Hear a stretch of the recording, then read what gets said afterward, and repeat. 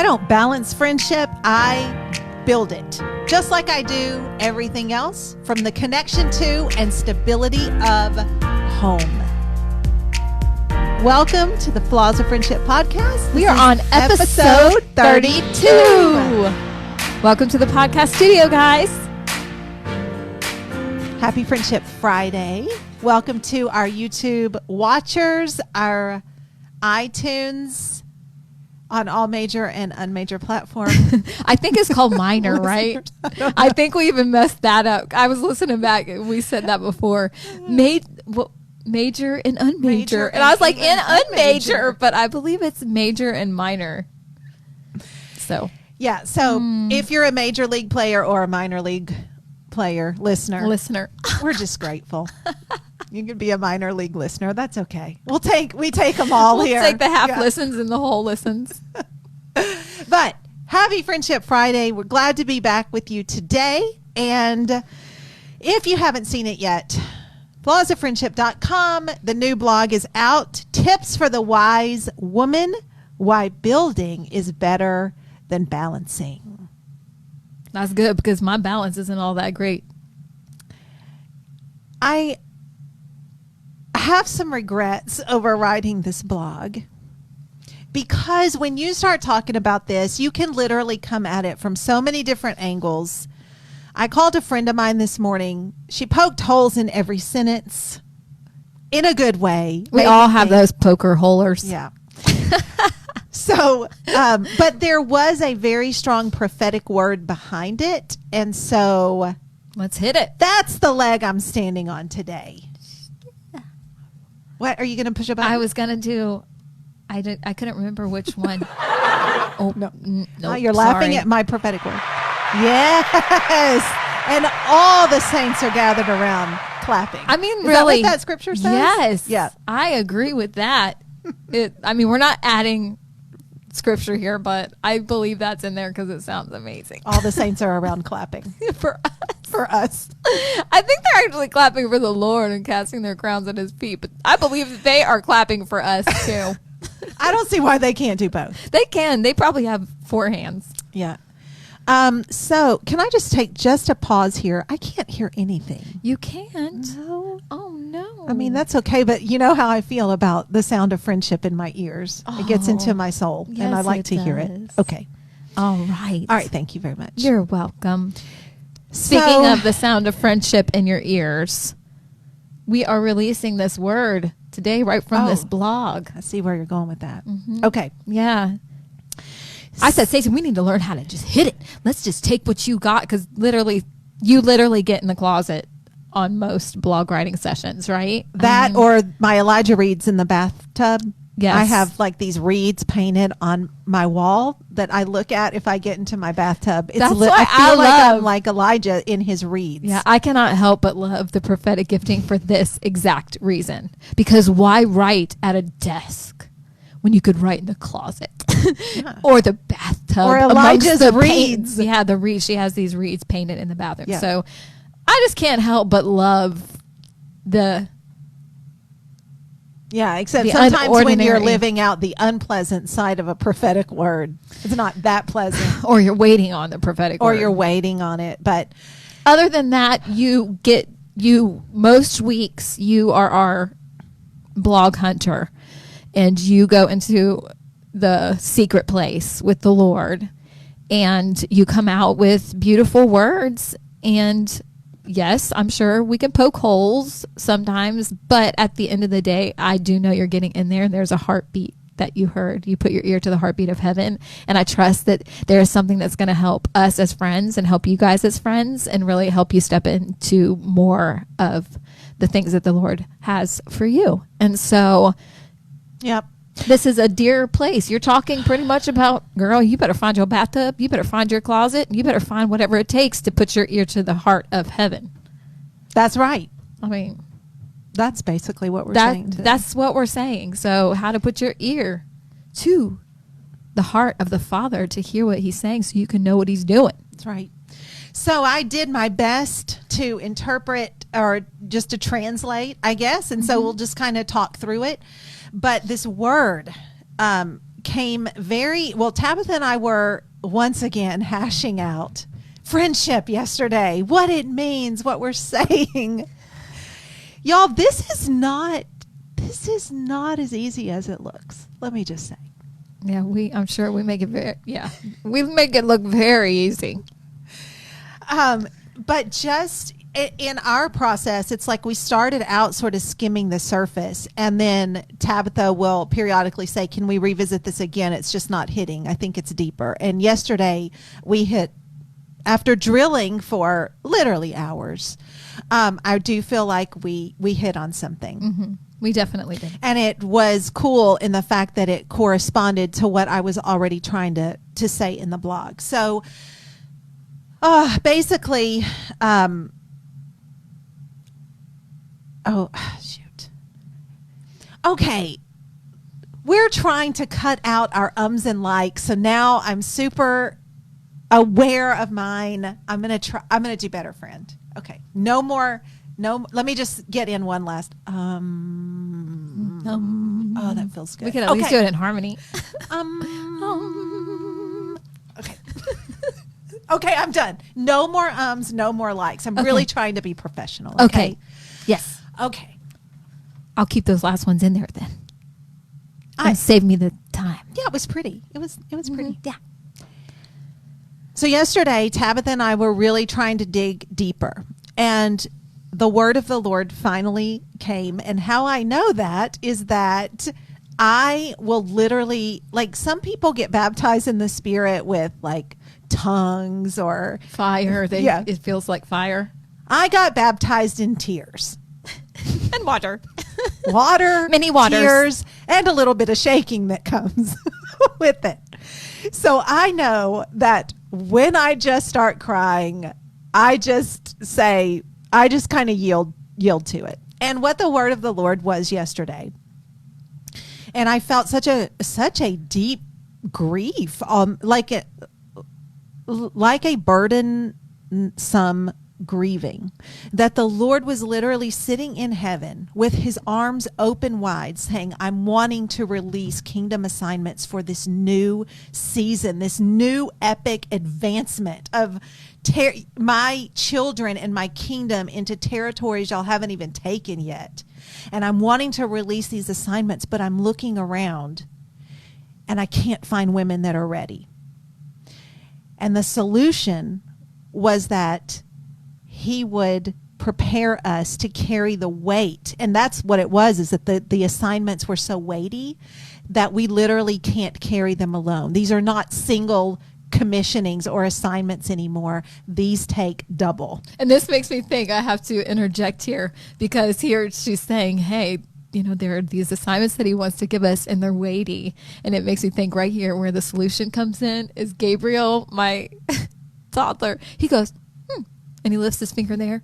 He says, idea. And so I just see the Lord. I have these assignments that are so weighty that you cannot do it alone. Idea. Idea. I will yoke women together in friendship to help them cross over into the territory that I'm giving them to take, but they can't take it alone. They literally, the weight of these assignments will crush them if I give it to them just alone. At the same time, I was simultaneously writing this blog where I felt like he was saying, balancing is not the answer. That's the problem. Building is the answer. One of my favorite verses is out of Proverbs, and it says, wise people are builders. They build families, businesses, communities, and through intelligence and insight, their enterprises are established and endure. So I've revisited that verse. Of course, it's popping up, and what I could see was an order to how he's doing this. And the very first step is to establish us, root us in the context of home. And I've been thinking about home so much, this idea of home, what it means literally, what it means spiritually, what it means physically. And he's saying that's the very first step to any of this. So what you were telling me a little while ago what he's been doing, even separate from this in your life, by what he's been teaching you about home. Would you like to share? Sure. He's been really connecting home with me and something pretty much roots. When I was younger, my dad was in the military, and so we were actually just travelers. And we got used to it. It became a lifestyle. And so in some ways, I never connected home to a physical building. I connected it with people. So in some ways, I'm really glad because home was living, more of a living feature to me and not just this brick thing. And so there was that living home for me, which I love that part. And to this day, I still love traveling and I love experiencing different things. But what he's teaching me now is we actually bought this house that when it came time to when we usually move, we're like, oh, well, it's time to move. And this time there was this holdback in me. I was like, I don't know if I want to move. I think I like this. And so I was tossing back and forth. Do we move? Should we stay or should we go? And on a board that I have in the kitchen that I put random words on, just prophetic words, I had put home months before. And so over and over, I'm looking at my little board, home, home, home.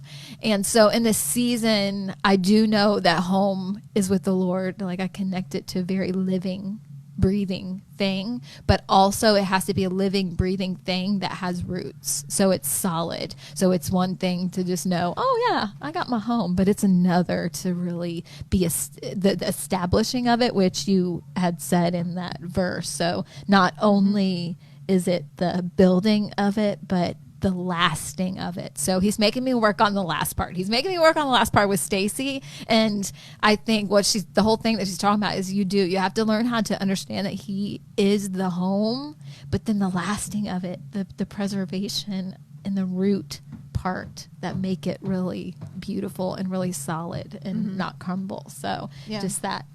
Yeah. So home equals roots, and it's living deep wells connected to God and connected to others. That's what home is to me. That's good. And scripture, teaches us that we are the indwelling house of the Lord. We are his temple. And there has to be a place, at least in my experience, and in a lot, I know it happened with you, but he will often call us away and teach us about himself in the context of home. He called me there for a long stretch of time. He did a work in you. I call it the consecration period. You can call it whatever you want to, but there does come a time in believers' lives when I think it's different than being saved. It's a wilderness experience. Let's call it what it is. It's if you want to know it, it's when Jesus was called into the desert for 40 days. There was this time before he could accept his calling, and it's a time of testing and it's a time of trial. But more importantly, the wilderness is a time to learn how to be dependent upon the Lord. And he couldn't walk out of that place until he was abiding with the Lord and could be tested and tried to know that he was trustworthy. Yeah, so it's a place of roots. It's a place of learning to hear his voice. It's a place of being consecrated unto him, yoked to him. And it's a place of that abiding, like you said. And so there's that side of home. There's also the other side. As women, it was just a very practical example of how he wants to lay the roots of our lives. These weighty assignments are coming, but he will never call us away to do anything that's going to damage our children, our marriages, our husbands, and those people that rely on us and that we are called to raise up strong. And so there's a real... Because it's bloodline effective and defective. We have learned. We're trying to chop off some stuff that was put in our family line that wasn't. So, yes, these things affect, it's about legacy and what you leave behind. Yeah, we had to do that last week. Yep, you can go back in the blogs, and it's called Friendship Altered. And you can read that blog and listen to that podcast, because we were going to town on that stuff. That got us all fired up. So now we're You don't back talk to- about babies. Like, you want to talk about, like, the devil can come at me. But when he's coming at my baby, something fires up in you as a woman and as a mother. That's right. Like, yeah, there ain't nothing like it. Yeah, well, you can go check those out Kind of fight. for some bloodline legacy talk there. Yeah. But this week, so he just has us focused on this concept of home. So it's running it well, and look, that can mean a million different ways, and I don't want to ever say that one way is right, and the way that I choose to run my home is the more spiritual way. That's not what we're talking about Yeah. here. It's making sure that your home practically is very well tended so that you can literally leave order when he calls you away, and he calls you to do these things with your friend, or whatever he's calling you to. You're not leaving your family and your life in chaos. You're not leaving them in chaos. He doesn't want you returning to chaos. And so it's taking that time to make sure that your home is well run, but also it is a calling away to learn what home really means to him, abiding in him, you abiding in him, he abiding in you, learning what it means to live life with him. Mm-hmm. And that has to be the foundation for all of this. And so as he is looking around, preparing women to hand these weighty assignments to, that he's just holding, y'all, he's not trying to sit there and go, man, I wish I could think of something to do for her and her. Like, he's literally holding them in his hands.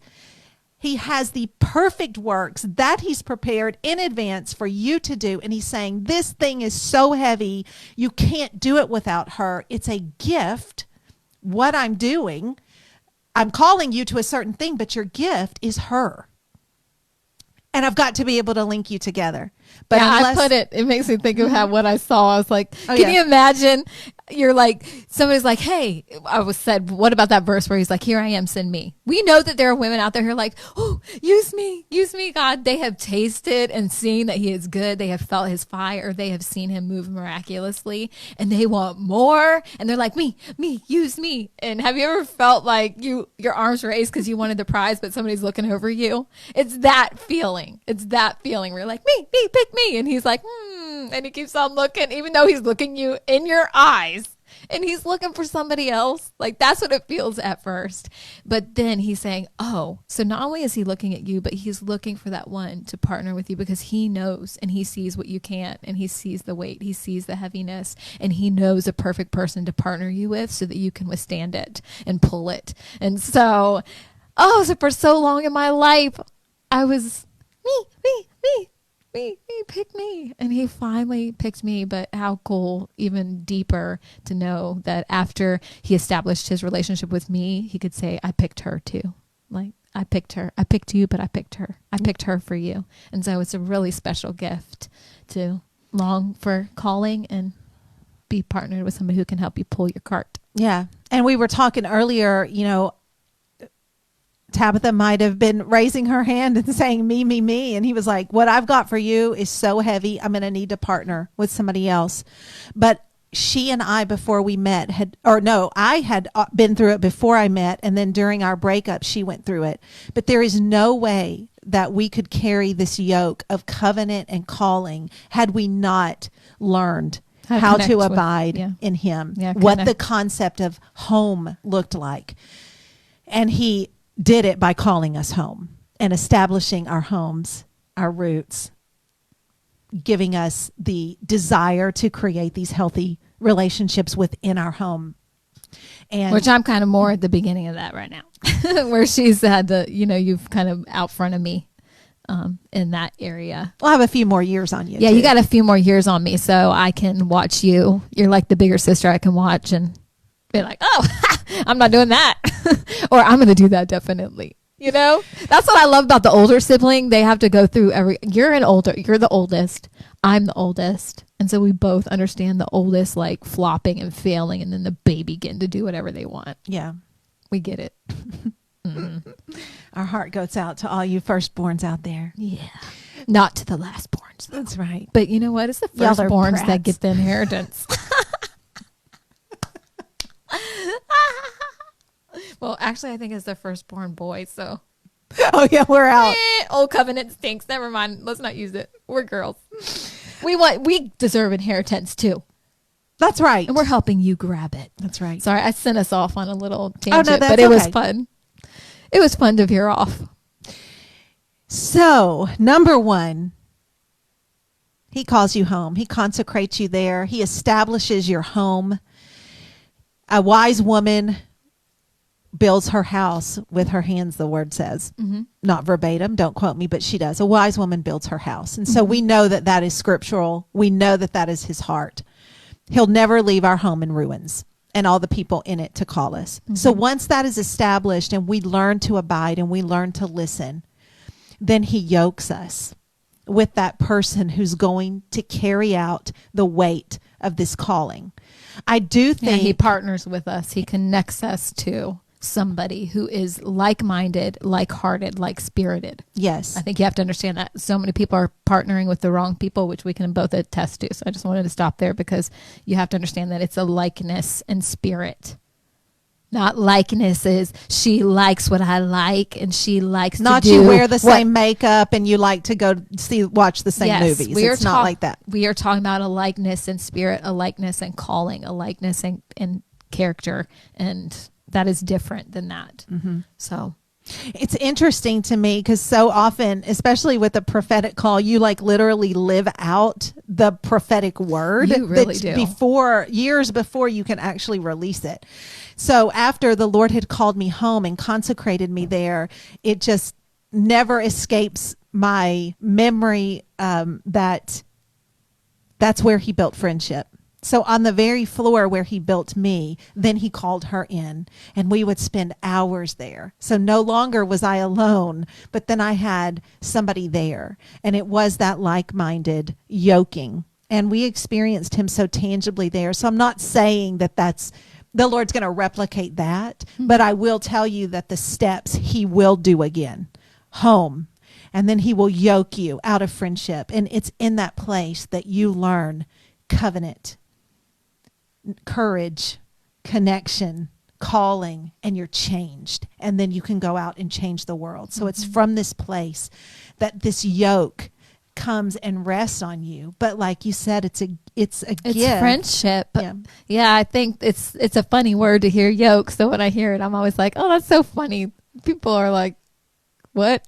Yoke? You think of oxen, which it is sort of like that, the partnering of, two to do the work of multiple, to do the work of multiplication is what it is. It's Yeah. to do the work of multiplication. And so just think of it just more simply that, listen, he is dropping down friendship. He is dropping down friendship, and he's like, hey, friendship is something that God is giving you to, and a yoke, it helps you do the work with more ease and comfort. And so who wants to do their calling and walk it out, live it out? Me. But who would love to do it with some comfort? Me. Yeah, it's so Comfort funny. is my middle name. It's so funny. And she lets me live in comfort. You 'Cause are. she does all the work. I You do love a yoke. comfort. I do love comfort, and I love the yoke. Yeah. She does love friendship. She does love comfort. So this is hitting her little heart zone. I'm And- dancing inside. Yeah, she is. And for me, I think the yoke was a little, if for anybody who might be like Stacey, like, oh, I love the yoke. Like, connect me with somebody. I want somebody to work with me. I want somebody to take half this stuff and do it.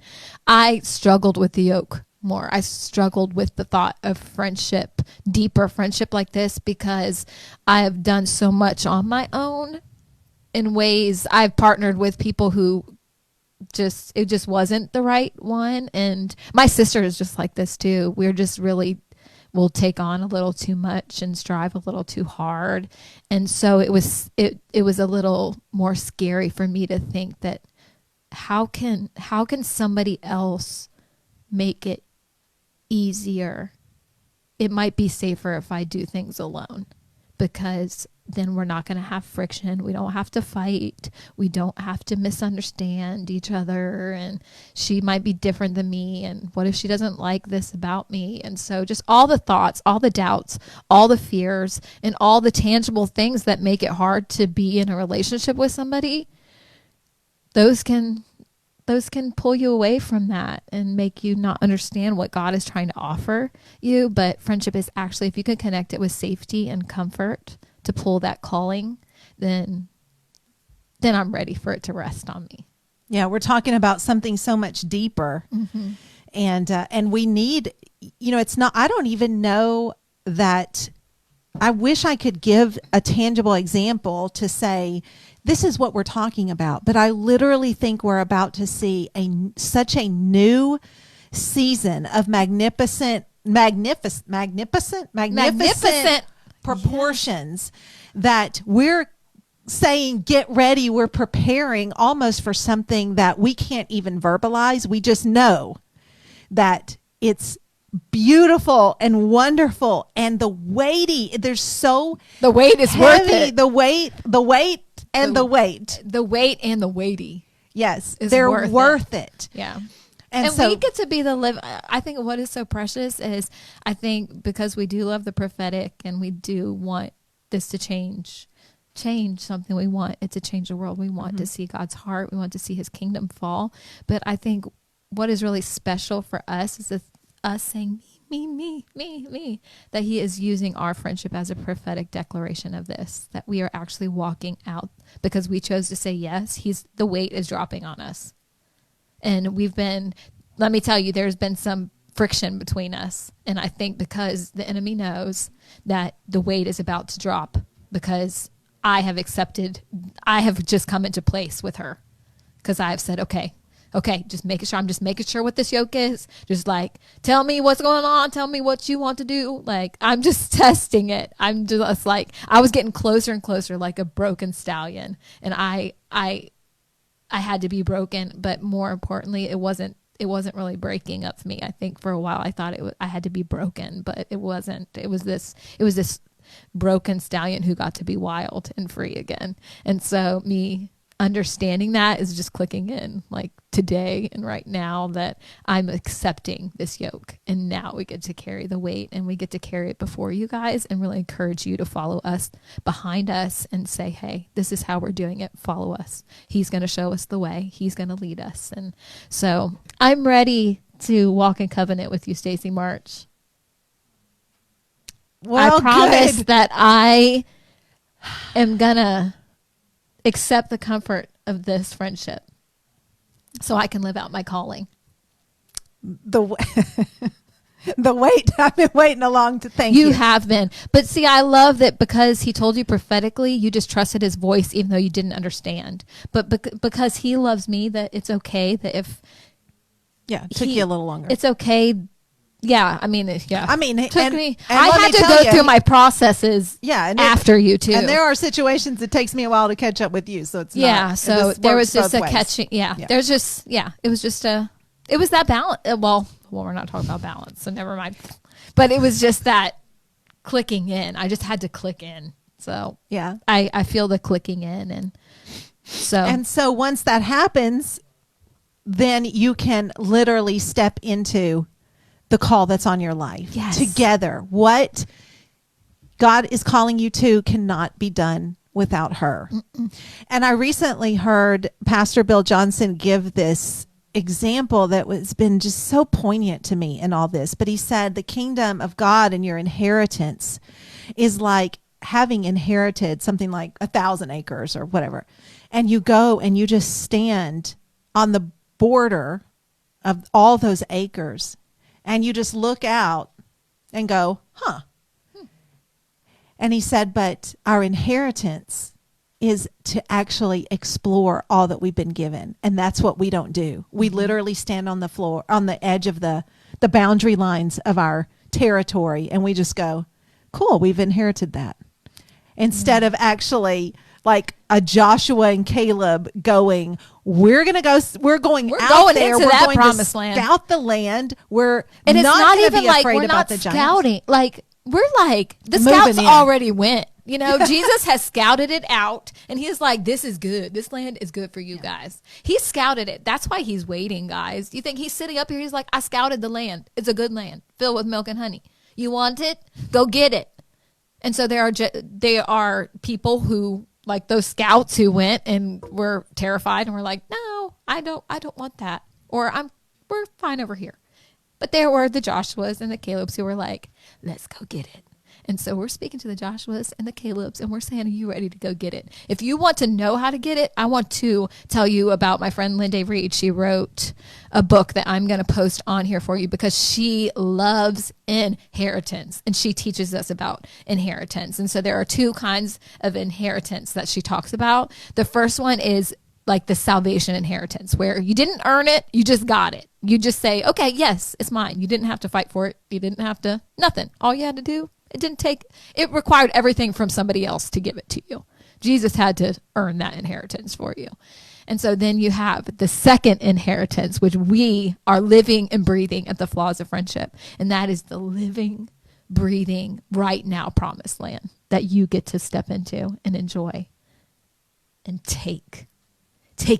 And so Linda teaches all about that. Let's get that earthly inheritance. We don't have to wait for it. We don't have It's to ours wait. now. We're stepping into the promised lands right now. You have a promise. She has a promise. I have promised land, and we can literally start taking it now. We're taking our authority. We're taking our cover. We're pulling our cart, and we're saying, let's go. Oh, I wanted to tell you this one thing. When I was looking about building with wisdom, one of the connections that I had read was that it actually, you know how to pretty much protect from spiritual attack. It was like actually a defense. Like you are protecting from when you're building, you're actually fortifying. That's what it is. Mm-hmm. Another word for building was fortify. And to fortify means to get ready, like protect it from attack. Yeah. Listen, we are teaching ourselves how to fortify our friendships, fortify our families, and most importantly, fortify that relationship with the Lord. Protect your time with him, protect your time with her, and get out there. Yeah. Another definition for building is to make stronger or more intense. Oh yeah. I like that one. And so we do want to intensify our callings. Yes, we do. Yeah. And I'm telling y'all, there is something so special about home right now, what he wants to show you there. Mm-hmm. And the reason I think one of the things about just the exchanging of balance for building is that when you're sitting there, when something is trying to balance, it's immobile. You literally can't move something that you're trying to balance. Yeah, we were trying to balance and we were off balance because I was not. That yoke, I'm like, there was no, she's trying to balance. I'm sure that weight of that yoke was not right because we're just both like, making a little teeter-totter mess. Yeah. But when you focus on, I'm building something here. So every day I'm hammering in different nails where they need to go. Some of them are with my children. Some of them are, one of my hammers might be just providing them dinner that night that's hot and nutritious and whatever. And another nail is just spending time with that Lord, with the Lord, just carving out that time to say, I'm yours. I'm consecrated to yours. I haven't forgotten our covenant. And another hammer is picking up, or another nail might be answering her phone call. And then another nail is dreaming. And I recently heard, again, it was Bill Johnson, and he said, we owe God big dreams with our lives. So I owe her the biggest dreams I can dream because I'm yoked to her. And I know we owe God together these dreams that we sit here and say, Lord, maybe nobody else is thinking about this, but we're thinking about this for you. Mm-hmm. We're thinking about culture. We're thinking about covenant. We're thinking about change. We're thinking about connection. And how can we do this in a godly way that makes other women want this too, who shows them what is possible? Because most of the time I think we just get complacent with our lives and we don't know how to get off the hamster wheel. One thing that my friend that I called this morning and just talked to has said over the years, because I will say God called me home, and she feels for those women who don't always have the luxury. And I will tell you this, I can't say that I would have said we had the luxury either, but just from a financial standpoint, God has always provided. Yes. Not recently, but maybe a year or two ago, I had someone reach out to me on Facebook, and she had this overwhelming desire to be at home with her children. And she literally just said, would you partner in prayer for me? Because I can't, there is no way. There's absolutely no way. And I said, if this is the desire in your heart, God wants not only for those children to be raised by you and you not to miss this time, but he's got something else for you. Like not that you need something else other than your family, but I can guarantee you if the call is this strong, he wants to show you things in the trenches of being there with your kids. And she was like, just partner with me. I have no idea, but I'm literally miserable at signing a contract for next year. And literally, she kept me updated, but within 2 months, the whole thing had broken open. Something happened, and she got to go home, and she's still there. That's so awesome. I want to say this isn't about stay-at-home mom versus career. That's not what this is about. But I will say that when the Lord calls you home and you are obedient, it may look like stay-at-home mom versus career mom or something like that. But Yeah, there may be big choices. there may be that- big choices. I was just thinking about how covenant was really connected to the new covenant, which means pretty much because of what Jesus did, we have bold access to the Father. And so we are just saying, hey, there are places that are going to be the place for you to have bold access to God. And so if that means your job is keeping you from having bold access to God, yes, you can have access to him, but this is a calling for bold access because it's the boldness that gets you crossing over into the promised lands. And so if you are don't have the time or you don't know the place, you need to build that place. It's time to build the places where you have bold access with the Lord. Yeah, put down all the things you're balancing and start to build. Mm-hmm. And it starts on your knees, and it starts with an altar to him where all you do is just, I remember the first time I cried out and I just said, if you are who you say you are, you're going to have to come and get me. It's literally the only thing I had to say. And he came and he got me, and it was all within the context of home. And on everything else, my life is being built. And then he sent a friend in to get you ready to carry that calling. I've been recovering ever since. Whew. It's good though. The comforts. Remember. Oh, that's right. It's comfortable. Yeah, That's remember right. this is, no, I didn't say comfortable. It will eventually bring you comfort to know that God has chosen me for you. Just find comfort in knowing that God picked the right person even when they don't feel like the right person. That's right. That's what we leave you with. Happy Friendship Friday. If this spoke to you or you have a friend to share this with, make sure you send it to them. If you would leave us a review, that would be so amazing. Share our YouTube videos. Go on Facebook and join and like our page. We would appreciate it so much. We want to get to know you. Happy Friendship Friday, everybody. Bye. Bye-bye.